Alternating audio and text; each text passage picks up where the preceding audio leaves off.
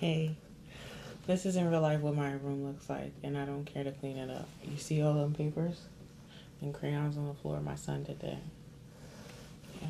Also, I have his stuff organized, so it's a balance. Assalamu alaikum, yo. It's Jumu'ah Mubarak. It's Jumu'ah. Not Jumu'ah Mubarak, but just Jumu'ah. I have my hijab on so tight, I feel like I'm choking. Hold on.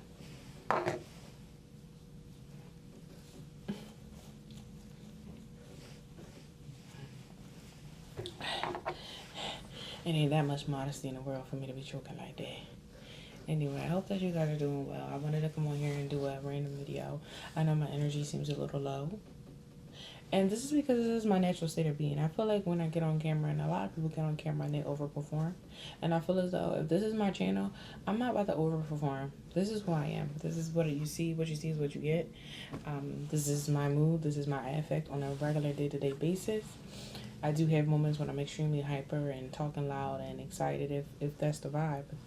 Most of the time, this is my vibe. I'm very chill. Very, very chill.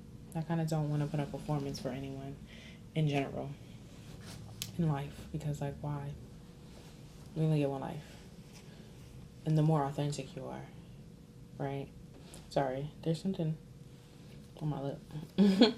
The more authentic you are, the more likely you are to attract the right people. You know what I've been thinking about lately? I've been thinking on the fact that, you know how they say, like, you attract what you are, right? Or if you become this certain type of person with these certain characteristics, you'll attract people who are similar to you. And I'm starting to think that that's not actually 100% true. What I think is more true and more accurate is you're going to attract everyone. You're going to attract whoever is attracted to you.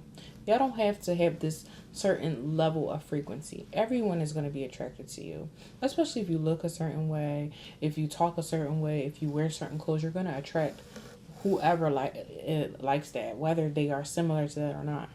But I think what really, really defines it, or what really matters, is the discernment you use to determine who you are actually attracted to and who's similar to you. And that only can happen when you're very comfortable with yourself and you know yourself and you understand yourself. The more you understand yourself, the more you know yourself, the better you're able to decide who aligns with that or not. You're going to attract everyone. It's up to you to figure out what you want in your life. So there's a person that is attracted to you. You don't just say, oh, we must be similar because you're attracted to me. No. No. You have to use your discernment to determine that.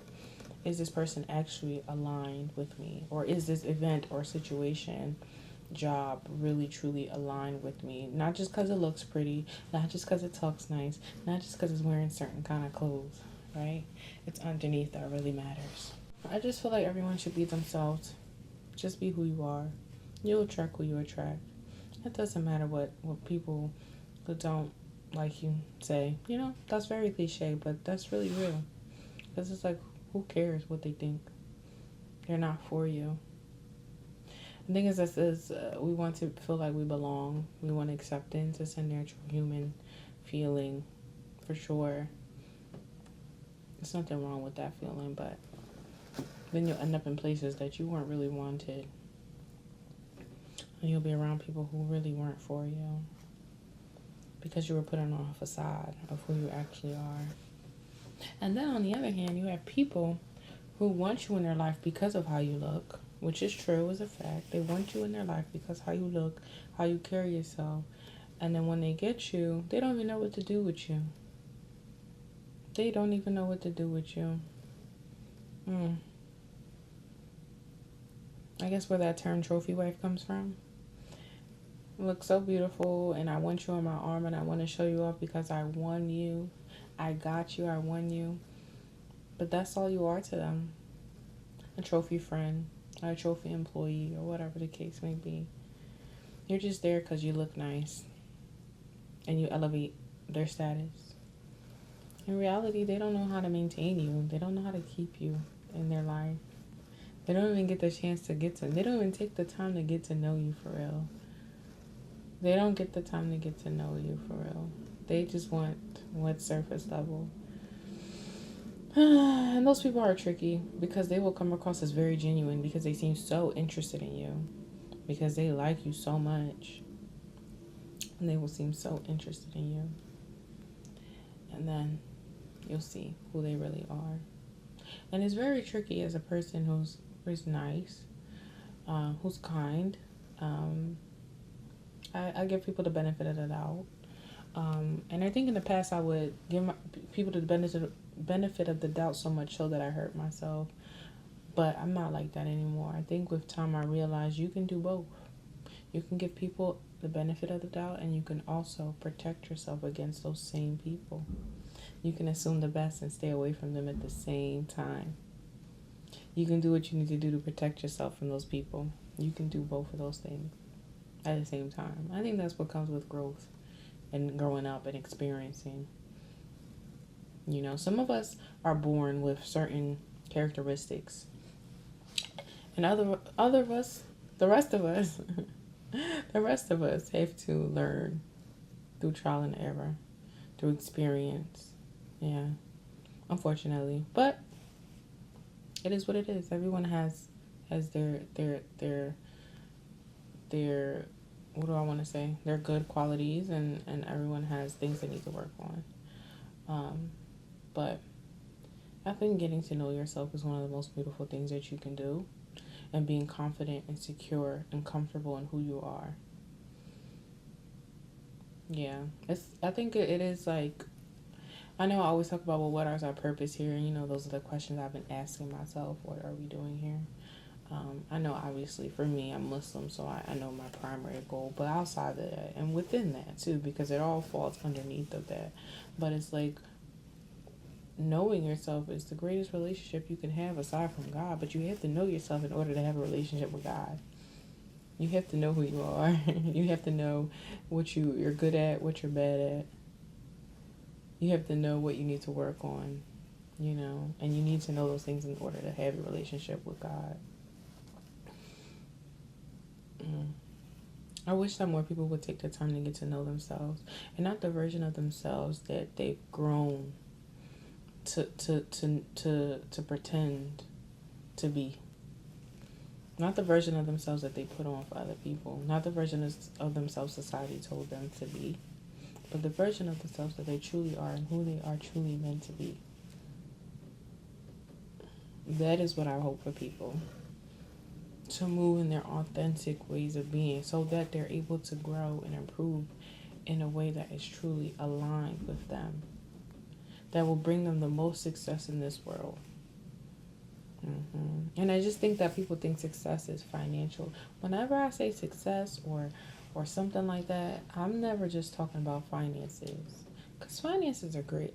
Being rich, that's great. Having money, that's great. That's wonderful. I'm sure that's amazing to be a millionaire, you know. But at the end of the day, is that everything? And I'm always back and forth about that, because I do love nice things.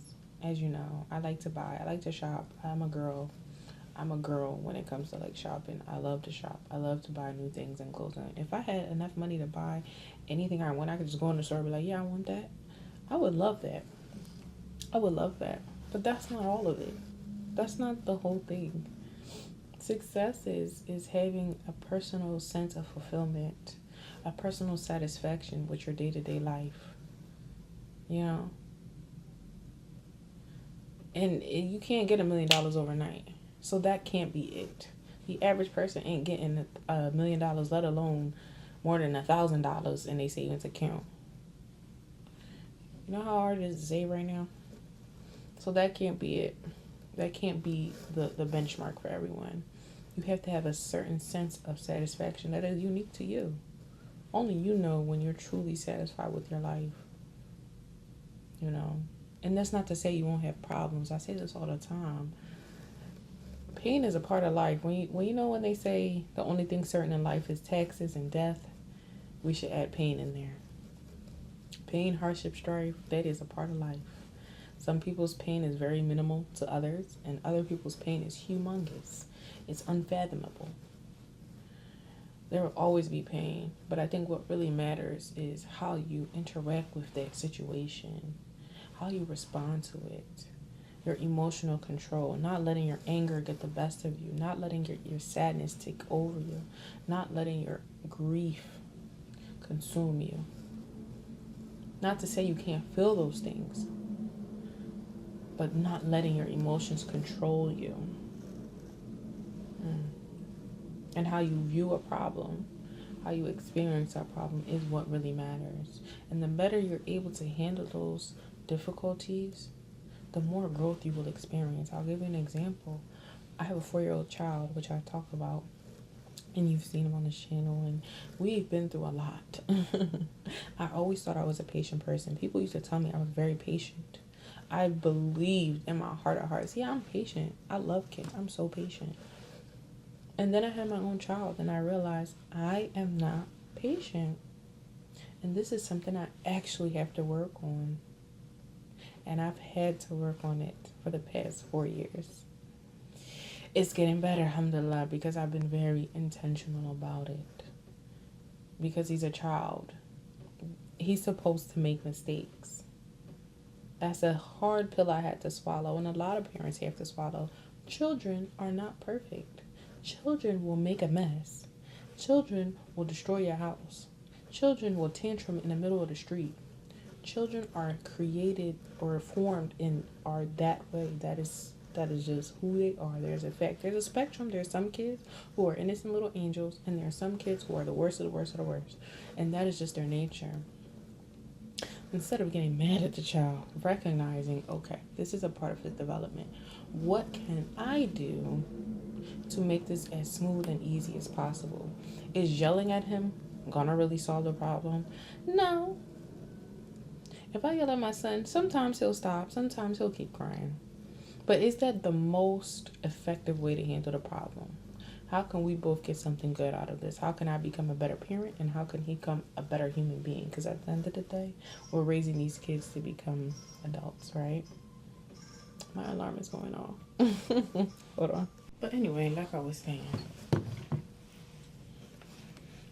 I had to take a step back from my son, and I realized I was yelling too much. I was becoming the mom that yells all the time, and I realized I did not want that for him. I don't want him to think that's a normal way to interact with authority figures.